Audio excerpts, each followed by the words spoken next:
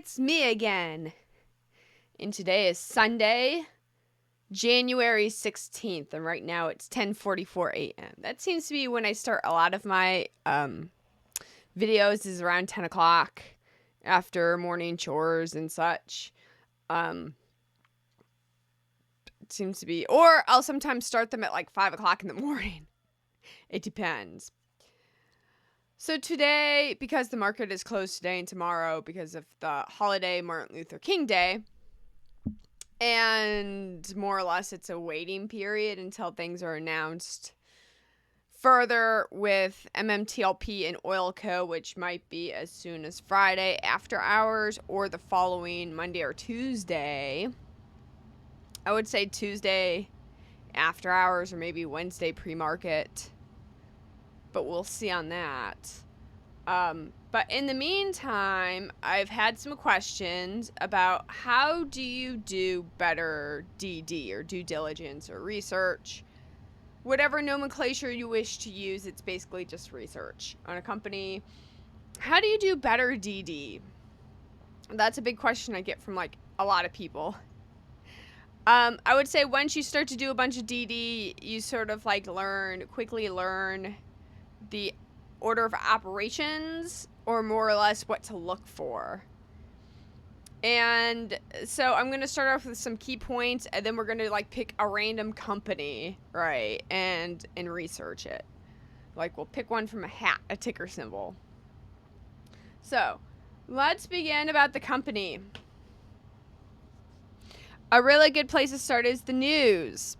You look up the company, you look up news of the company. You can look up news on MarketWatch, Google, Yahoo Finance. A lot of them will have news articles in relation to the company. The company can also have its own press releases.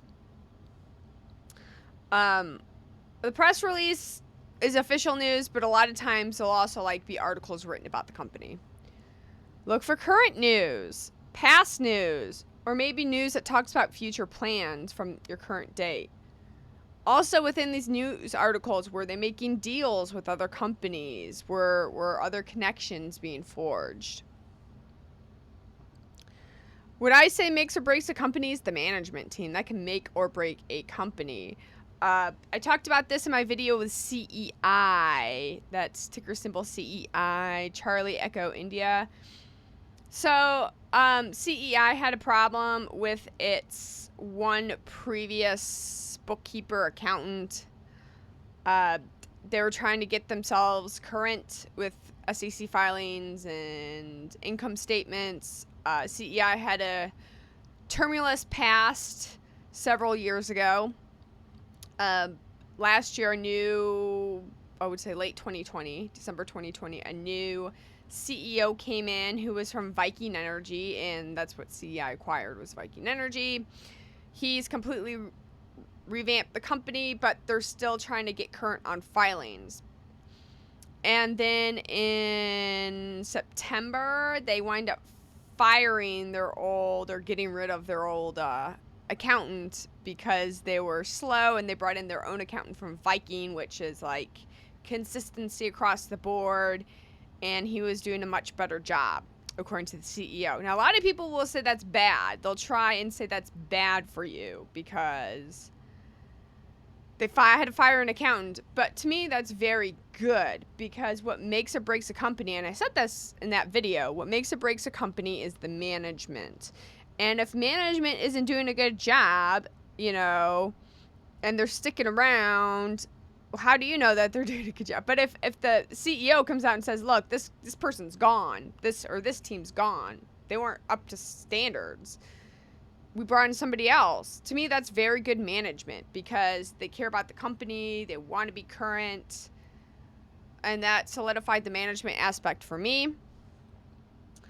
You can also look for management too on LinkedIn and news articles. And I did this with Torchlight. I researched Greg McCabe, I researched Rich Masterson, I researched Robert Lance Cook.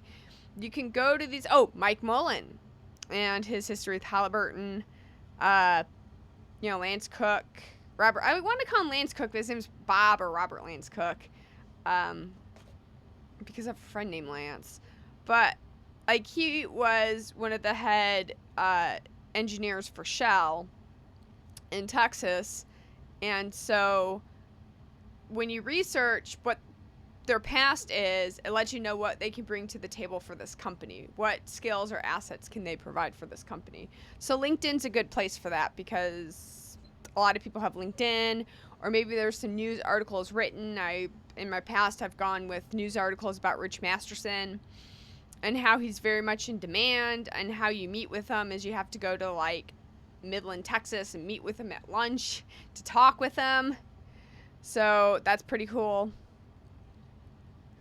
All right, so we have company. We're going to look for news articles, maybe some deals. How is the management? Research about that management because that makes or breaks a company. If the management's not so good, well, maybe this company won't do so good in the future. Can management handle growth? Can the company handle exponential growth if they're a new company?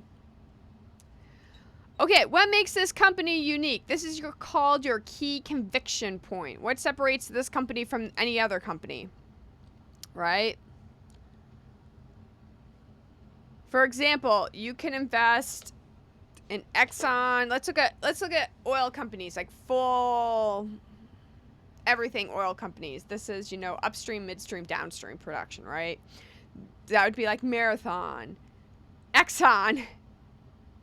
Upstream, you get the oil out of the ground. Midstream, they transport it, it gets refined. And then downstream, it gets delivered to consumable goods in the form of gas or oil or whatever else.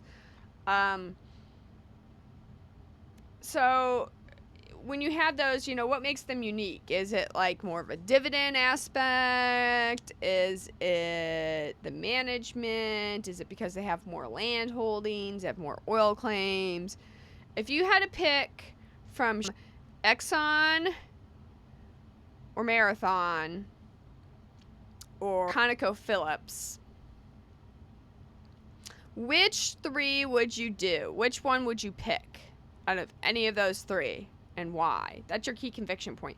What makes ConocoPhillips more unique than Marathon? What makes Exxon more unique than ConocoPhillips or Marathon? Why do you like this company over the other two? That's called your key conviction point. What makes them unique? That's like your key selling point.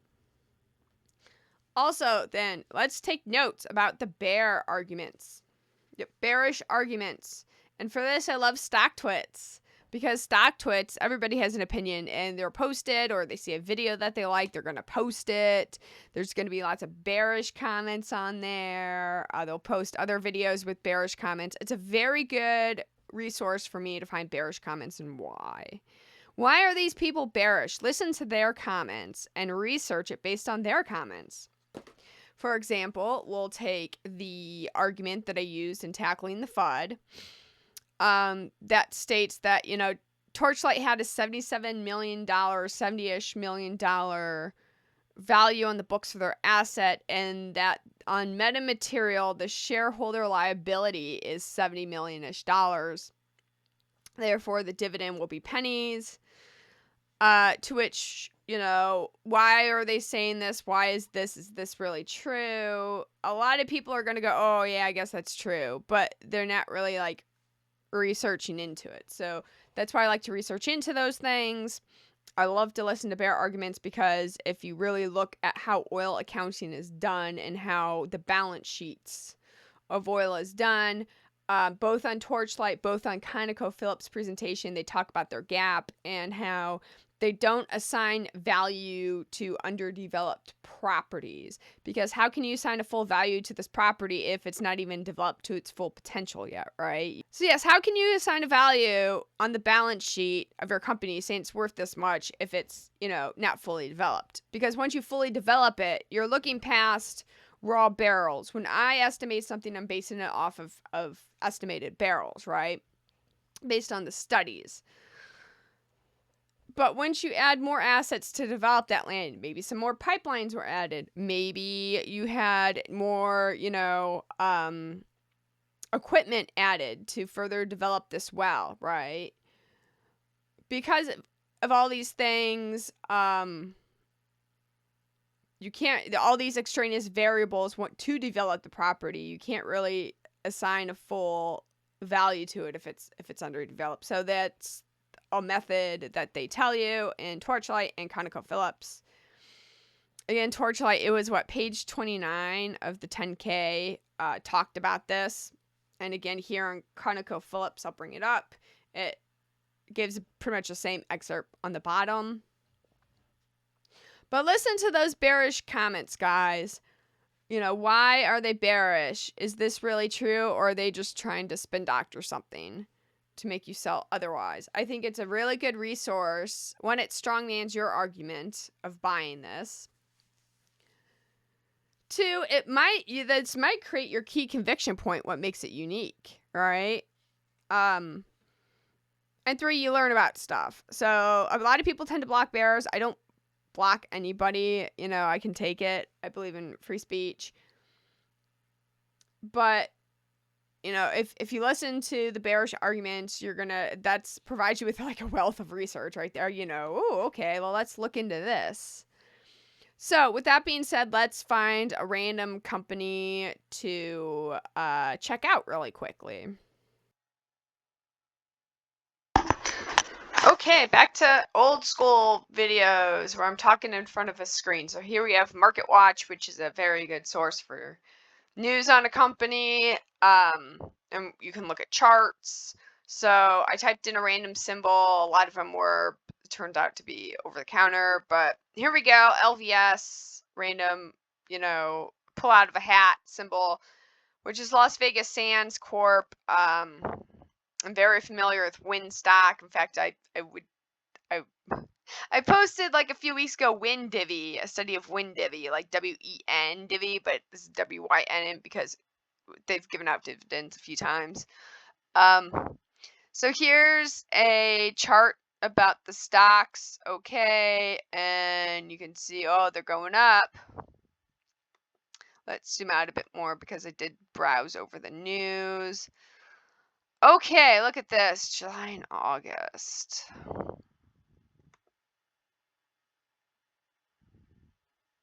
Okay, and you see there's a downtrend. Now, this is where you have to like know. So to really understand this and with these particular stocks, I guess, it makes sense if you know about in China. So you can look at the news real quickly and you see better luck ahead. Oh, look, see, Macau proposes new rules. Again, Macau reveals casino law changes and they soar. So Macau is an island off the coast of China that historically has been free from, it's been its own entity and not under control of the Chinese government. So it's more or less considered like the Las Vegas of China. And then if you look on this chart here,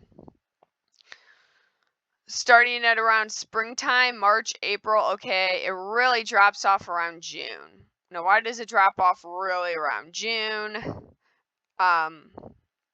If you compare it to this last peak here in January, 55. So yeah, in June and July, it really starts to drop below 55. Why? Well, in June and July, it starts springtime, really. China released its new regulations. It rolled out a very new 5-year plan. Well, it's not very new. There's lots of videos you can look on it. I think Serpenteza and Lawa86 do a very good job of explaining it. More or less, the Chinese government has increased regulations on a lot of things. So China's regulations started, I would say, September of the previous year of 2020 because the government had more regulations put in, and they redid their policy, and it was like no more foreign teachers. Okay, and a bunch of other stuff was implemented as like students must now study She Thought as a class in school. a bunch more regulations, lots of fan groups of music were shut down, no more Korean pop music, more gym classes implemented at school. It's interesting because they don't have PE class like every day at school there. They only have it like twice a week. At any rate, a bunch more regulations rolled out. Long story short. And this coincides with those regulations. If you scroll down, and to know that, you'd have to dig deep, like, oh, okay, why? And I knew that right off the bat. And then here, if you go into this one, this particular link, Macau reveals casino law changes and the things are soaring. Now, it looks like, oh, bad law changes, but if you read it, more or less things didn't change for the worse. Instead of having a casino license for 20 years, it's now 10, with the possibility of 13 years, because they're not going bye-bye and they're able to stay for at least 10 more years. The stocks have started going back up, and this was back in, last week. Actually, no, it wasn't last week. It was 2 days ago. 2 days ago, this was revealed.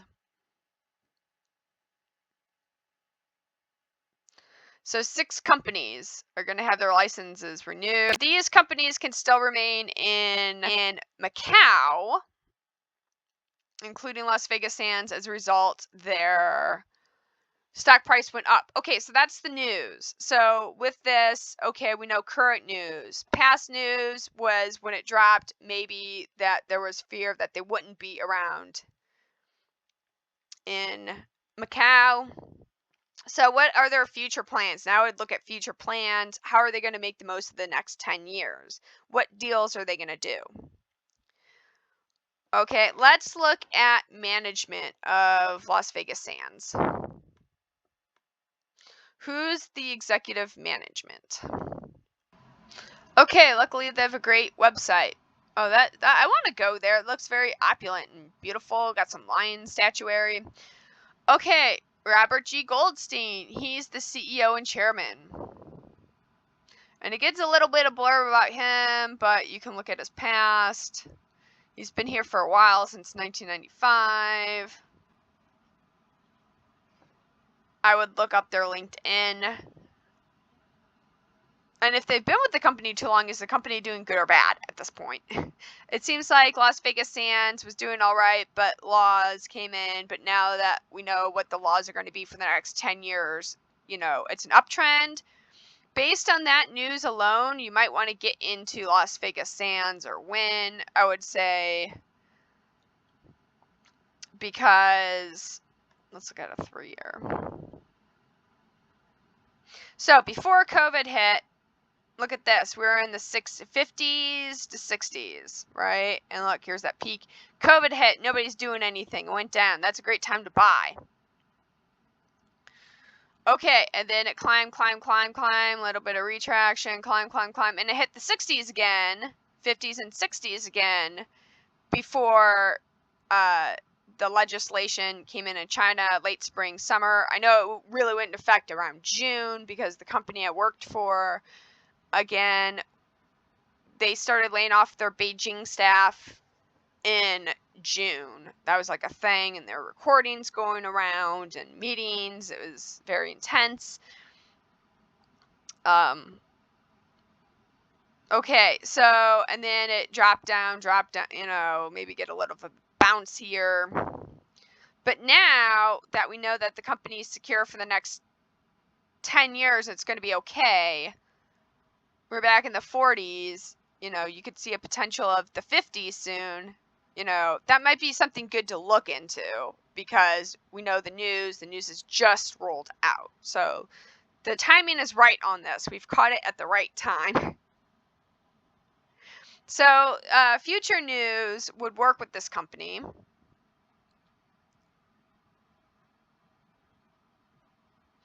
Okay, here's Randy. He's been with the company for some time.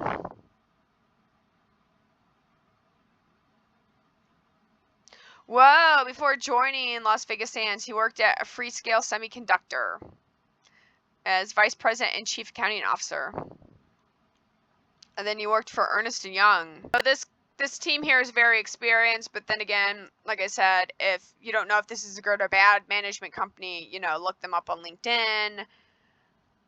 Have they done anything where they've, had to reorganize parts of the company, with parts of the company not performing and they reorganized it? To me, that says that the management team is good if they see a problem and they change it. No company's going to be perfect, but if they're working, that gives me assurance. Of course, bears are going to say that's bad, but that's how you find out about these things, is you listen to the bad bear arguments. With that being said, now let's go to stocktwits.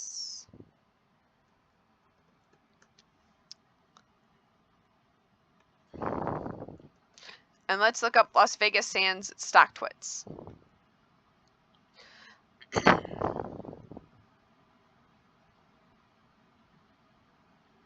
Okay, stocktwits says it gives him a 67 price target, Goldman Sachs. Okay, so Goldman Sachs, that's a tier 2, had given him an upgrade. Okay, they got a recent upgrade by Goldman Sachs. It's a tier 2. News. Okay, good. Here's a bearish.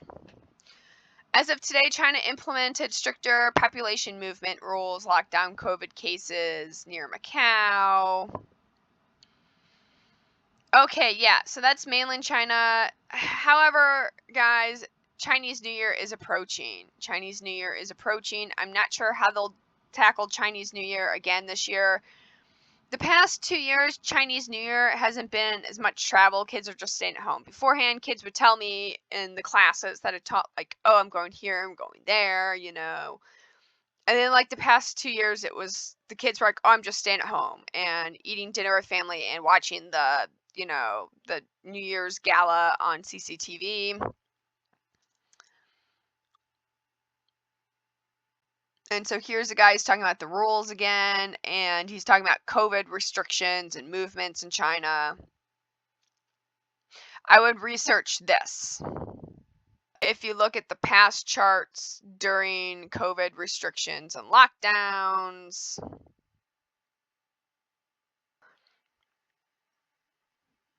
it dropped down to the 30s and 40s, right?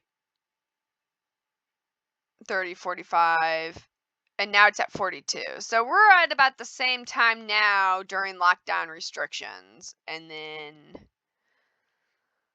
of course, it went back up.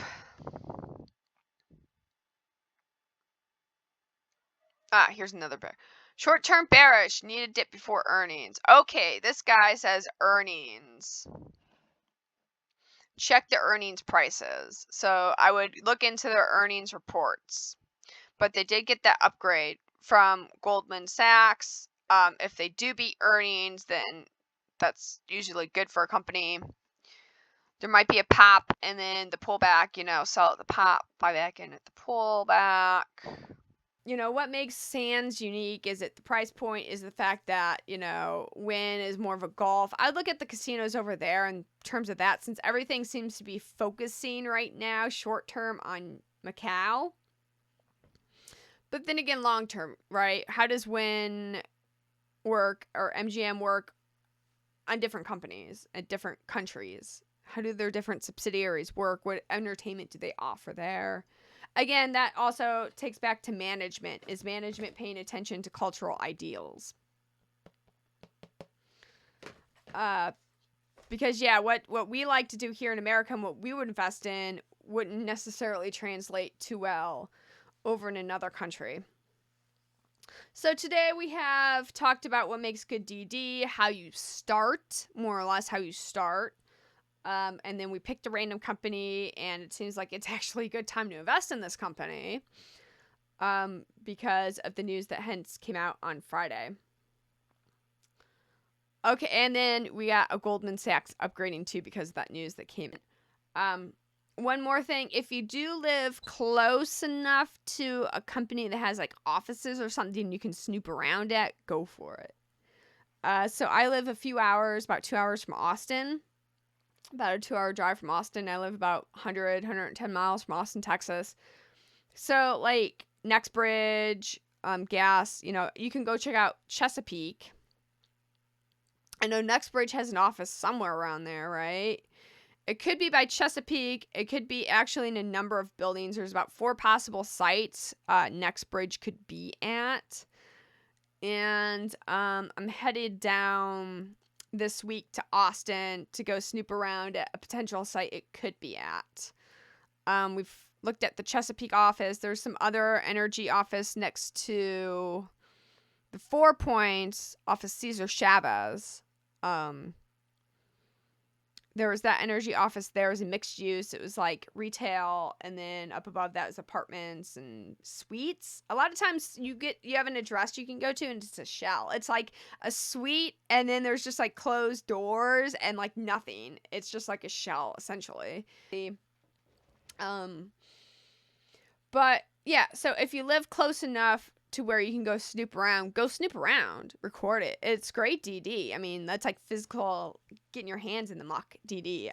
So yeah, I'm going out to South Lamar. That's like, you got Lamar, and then keep going south, and and you're out of Austin city limits, and that's South Lamar. So there could be an office there to check out. So I'm going there. Again, that's really a good way to do DD. Oh, P.S. Also, if you do show up, make sure you look like you carry a clipboard and some notes or like a recorder or something, you know, because people start to take you a bit seriously if you have like a clipboard and notes. You got a clipboard and notes. Maybe you wear a little bit of a suit. People might take you seriously. But then again, Austin, so the cool thing about Austin is keep Austin weird. Like, if I wore this in Austin, nobody would, people go, okay, whatever. It's keep Austin weird, right? Okay, guys, I will see you soon. Goodbye.